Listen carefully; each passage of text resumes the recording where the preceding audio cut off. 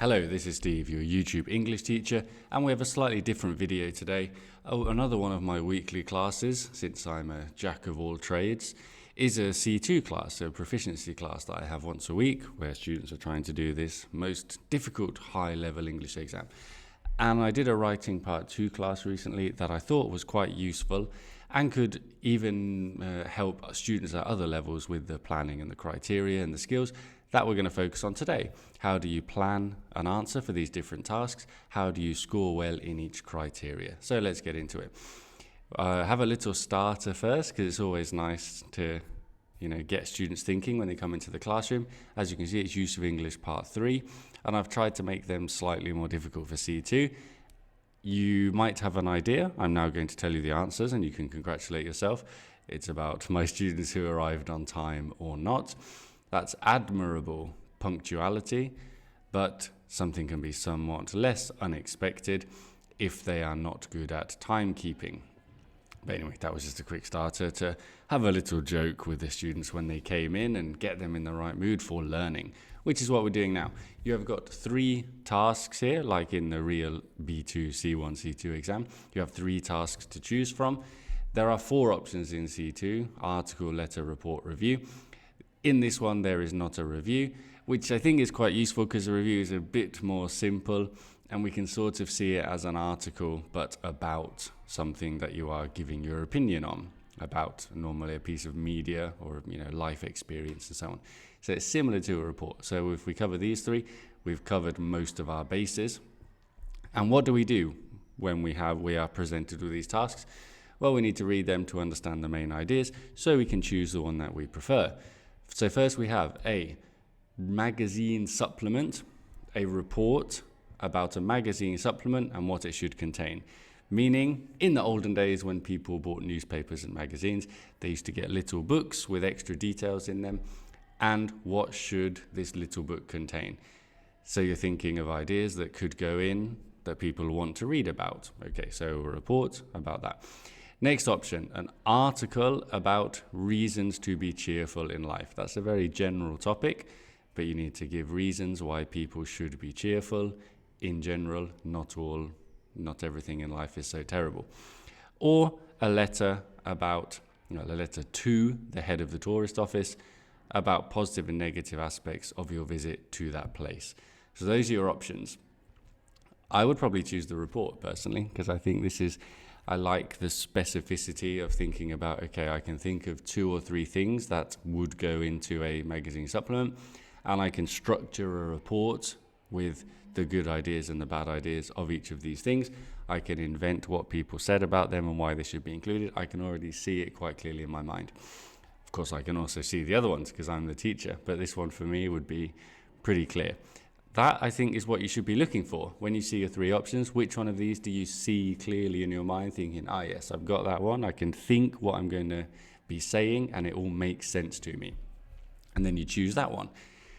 Maybe the text type influences your choice a little bit, but I think you have to make a holistic decision based on the whole task of which one seems like you are going to be able to write something good based on that. Okay, so let's imagine we do the report. Now what do? We're going to write a report. We've got our question. We need to think, how am I going to score well in each criteria? Starting with content, which is what I was saying before. What goes into it? You conducted a survey. How did you do it? Probably online, because we're in 2025. Who did you ask? Well, it's a local newspaper, so you ask local people. How many people answered? 150. Why not? Make it a good number so you've got some good evidence. So you're making the situation real. Imagine that you did all of this, then what would you write? More real it is, the better your writing is going to be. You need findings. This is the detail. What do people want in their local paper? Maybe they want restaurant reviews because everyone likes going out. I'm just thinking of things that I read if I go on my local newspaper website. I do read, I've been to that restaurant. I saw that restaurant, and I read it. Sports coverage. We are interested in knowing how local teams did, maybe because we play for those teams or we know someone who plays for them. And upcoming events. We all want to see if there's something interesting for us that's happening in our town soon. So maybe these are ideas that people would be interested in seeing. Then we also need to draw a conclusion, because this is also part of the task. We're answering the whole task. The conclusion should be pretty obvious. Based on these findings, it should or shouldn't be included. There was sufficient interest or there was little interest based on the findings of the survey that you're inventing. Of course, you can make up your own results to suit what you want to say. So I think that's enough for content. Then we need to think about communication. For a report, we can say formal, or we can say maybe it's just a bit more neutral. It's impersonal. You're being objective. You're just transmitting information that you found. You're not trying to say, I love sports so much that everyone has to be interested in sports because it's so good and it teaches you all these.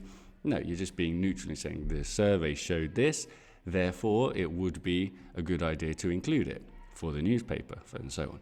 So trying to be a bit distant and impersonal. That's the tone that you would use if this was a real task. If you were working in this job, writing reports for a local newspaper, you would use that tone because it's professional, because it would achieve the goal that you wanted, which is to transmit that information to your boss. Then in terms of organization, it's all about clarity, isn't it? Because again, transmitting information to your boss, we need maybe subheadings for each section. Use bullet points for the most important parts so that when they look at the report, they can see straight away, okay, they're talking about sports, restaurants and events, and they've said that this one will be the best one. And we can see that in 5 seconds. Then I can read it in more detail to find out why. But it's all about transmitting that information since that's your job in this report. And in terms of language, well, this one's always difficult, isn't it? As I've said before in B2 and C1 videos, we want a range of complex grammatical structures and some more unusual or specific vocab for C2. Can we use the passive? Definitely in a report, because like we said, you're being neutral and impersonal. That's when we use the passive. So the idea of having restaurant reviews was suggested by several people. Makes it a bit more impersonal and a bit more, like we said, objective. So you can use passive definitely in a report. So make sure you know how to use the passive by studying it, by watching my other videos. Right, that's how you would write a good report. You've got all the ideas, you've got the way of writing it. You can now write it if you want. Let's do the same for the article about reasons to be cheerful. So our content is, I think first you need to mention the previous letter. As we said, the newspaper is always full of bad news. Well, now you are writing because you want to contest this. So you can say, yes, it's often said that, but I also believe, so give context of the task. Again, imagine it's real. Why are you writing this? Because you want to share your opinion based on what was said before. So you would include that context. Then we need good things in life. Obviously, this is very subjective, but egg and chips in the school canteen, what a day. Completing the Pokédex of the latest trading card game expansion, what a feeling. There's lots of good things you can think of. Then you also need to generalize. It does say people in general and reasons for choosing them. So you need to be a bit general, like the satisfaction of the hard work after a long week at school, or of working to be the best Pokemon trainer in the world. These are general feelings as well. In terms of communication, like I said at the start, lively and engaging. It's an article, so people don't have to read it, but you want them to read it. You want people to hear your opinions, so you try and make it interesting. That could be done through word choice, slightly unusual word choice. Could be done through language devices like rhetorical questions or hyperbole, or even humor, if you can use some of that human emotion called humor. Personally, I don't find humor very amusing, but some people seem to like it. In terms of organization, it's pretty simple, isn't it? New ideas, new paragraphs. If we're talking about different good things in life and they're very different, we probably need a different paragraph. And think about how you're linking. There are many bad things in life, but on the other hand, you could think about how they are linked together in contrast. And for language points, again, I'm thinking inversion for an article. Seldom do people consider the morale boost given to us by a Friday cheat meal. People don't often think about the good things in life. Seldom do people think about the good things. So you can use these grammar structures that you've studied for your writing to show off that range of grammar. And finally, we're going to write a letter. So what do we need to consider here? The content. Again, context. You visited and you felt so strongly about your visit that you had to write to the tourist office. This is not very common, right? There must be something pretty important that you want to share with the head of the tourist office to make you write to them. So it's going to be, I think, either a fantastic visit or a pretty terrible visit, depending on what you choose, or even a bit of both. We need to include those specific ideas. Were you impressed by the pet-friendly policies? Normally you can't take your dog on holiday, but here you could go in restaurants and go to the beaches and so on. The cleanliness of the beaches. Maybe some of the things were closed in March because it wasn't the high season. Then you were a bit disappointed by this. And so something pretty personal and interesting to you that makes you want to write that letter. In terms of first we need suggestions, don't we? Suggestions you feel appropriate. Maybe we need more tourism in spring to incentivize businesses to open, if this is, you think, the problem. In terms of communication, you're writing to an institution, a person in a job, so you're going to be fairly polite and impersonal, and you're not going to be using lots of insulting language. This is just a person doing their job. So you want to, again, to meet your goal, which is hopefully to make them change something or to congratulate them, you will be using fairly formal language. Organization, we could say the same as before, new ideas and new paragraphs. We could have your point and your suggestion, and then another point and suggestion in each paragraph. And then you've made a point about the shops being closed. Therefore, if the shops are open, and then you can link onto the suggestion because they are linked like that. And our last language point that I'm suggesting is, can we use a bit of third conditional? Because you went on a visit, you went on a trip. Could it have been different if something else had happened? Had more restaurants been open, we would have eaten out every day. We would have spent more money. It would have been good for tourism, and so on. So if more restaurants had been open, we can use our little third conditional. So there's lots of details for all of your writing types there for this C2 task. Your only job now is to choose one.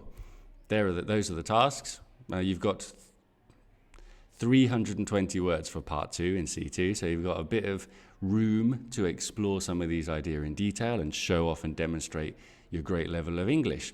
Write it, as I always say, send it to your teacher, send it to Santa Claus, send it to, if you're not Christian, then send it to your other religious figure of respect, send it to me if you want. But the main thing is do it, get some practice in, get the rep in, and keep studying. Thank you, goodbye.